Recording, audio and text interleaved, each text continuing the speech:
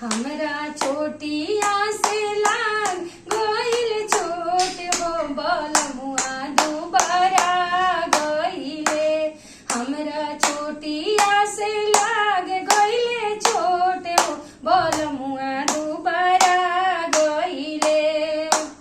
आव आव सासूजी पलंग चढ़ी बैठ, आव आव सासूजी पलंग चढ़ी बैठ। अपना बबुआ के होरलिस पियावा हो बलमुआ दुबारा गइले। अपना बबुआ के होरलिस पियावा हो बलमुआ दुबारा गइले। हमरा छोटिया से लाग गइले छोट हो बलमुआ दुबारा गइले।